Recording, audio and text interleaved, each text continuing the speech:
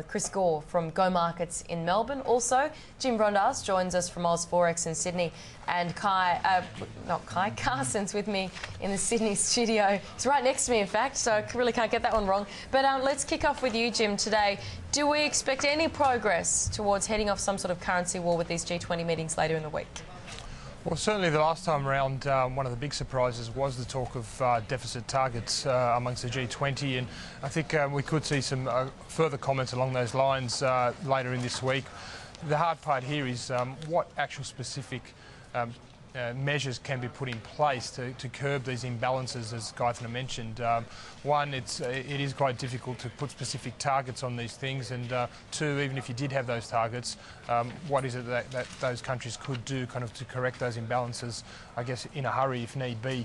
The big reason for these imbalances is obviously a supply and demand and the capacity for specific economies to fulfil those demands. Hence why investors and people and markets in general seek funding and seek offshore for means to fill that demand.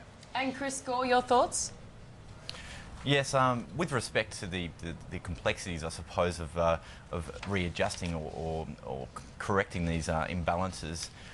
Last meeting, if we have a look at what happened in the G20 last time, and the currency wars were at centre stage essentially, and what I found is I suppose you could say an all taste, no nourishment sort of result. I mean, we've got to continue to talk. They continue to vow to not use their currencies to gain a competitor's or competitive exporter's edge, and I think we'll probably see a very similar result this time. And one of the major factors that I always consider is at the moment the US, essentially the US is always putting a lot of pressure on Chinese, and it's very much a bit of a pot kettle black situation where the US is indirectly, or whether it's by accident or not, debased their currency over a period of time, and certainly not in position to push forward any strong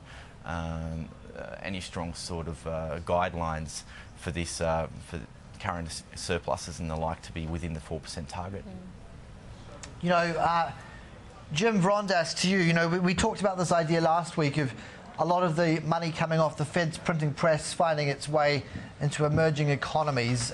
It's trying to say that that's going to be unwelcome in large measure.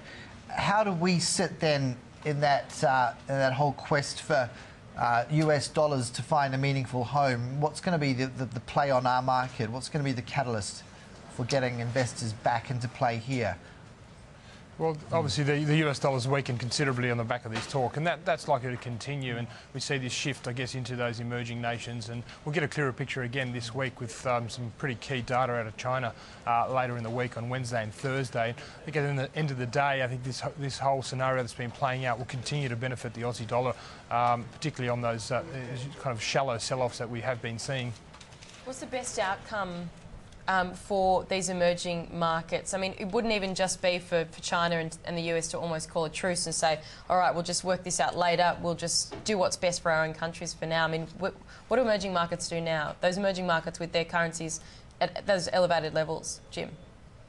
Yeah, definitely. I guess one thing it can do, those I guess elevated levels of those emerging markets, is have a kind of a negative influence, I guess, on their export markets as well. So it's a twofold effect here. There's not much they can do really in the face of what's going on with the US dollar at the moment, but basically bide their time. And these things will correct themselves longer term, 6 to 12 months out. It's also curious, Chris, that how quickly things change. That the US dollar was looking so unloved, and now you combine those sovereign debt issues in Europe, and you look down even as far away as Japan, and what was number 2 economy now, of course, pushed into 3rd position, but hardly an attractive investment environment itself. Yeah, well, essentially, Japan is one of the great benefits that the Japanese currency has. Is a detriment, you could say, is the beneficiary of safe haven flows. So, essentially, over the time when we've seen global markets begin to come out of its recession, the Japanese currency has been a beneficiary, and so in times of adversity, we simply see the Japanese yen gain that upper hand against major counterparts, and also to a lesser degree we see currencies such as the Swiss franc as well. So that would be one of the main, and of course current surplus in Japan bodes well for the currency in times of adversity. Yeah, how do you expect the US dollar to be reacting, probably specifically against the euro and yen, when you start to get these better than expected numbers that might come through, like that payrolls report over the weekend? Because I guess the question is whether the greenbacks made a bottom.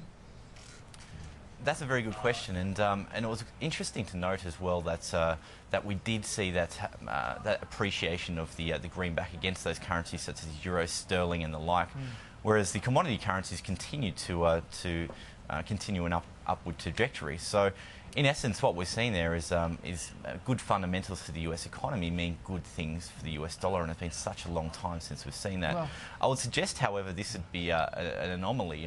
It certainly probably won't be something that will continue to play out as we see better than expected information come out of the US economy. And Jim, it doesn't really square either with Goldman Sachs' view that there'll be as much as $2 trillion worth in total of quantitative easing needed by 2012. In other words, the Fed not settling for just QE2, but maybe QE3, if not 4.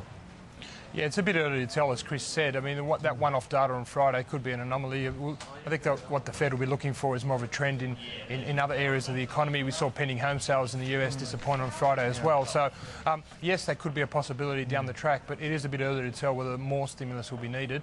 I think the rhetoric from the Fed will continue to kind of suggest that, that they're going to stand by this policy of QE, of quantitative easing. So, that will still hang over the US dollar in the medium term. And then for the Australian dollar, how comfortable will it be above parity, Jim?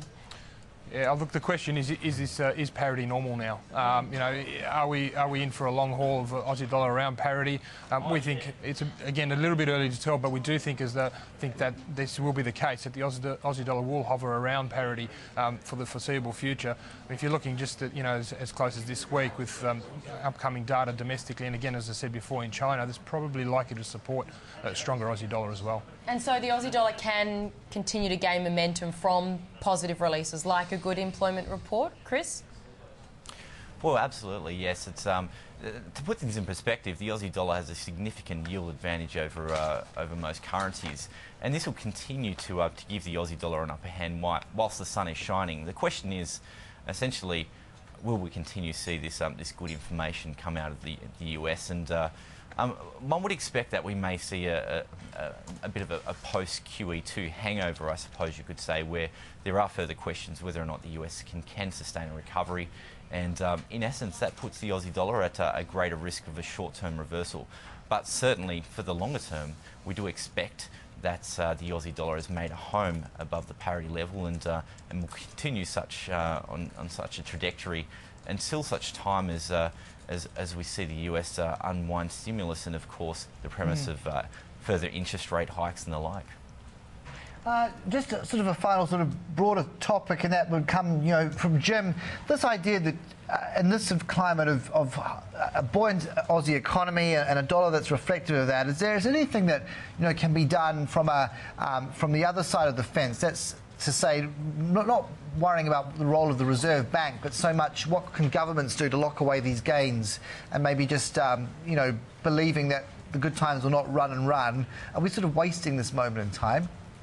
Well, certainly looking at the bigger picture in terms of governments, there's little they can do, I guess, to change the trajectory of the currency. But in order to kind of, I guess, shore up the longer-term prospects for our country here, then, times like these often present themselves good opportunities to I guess, increase tax revenue.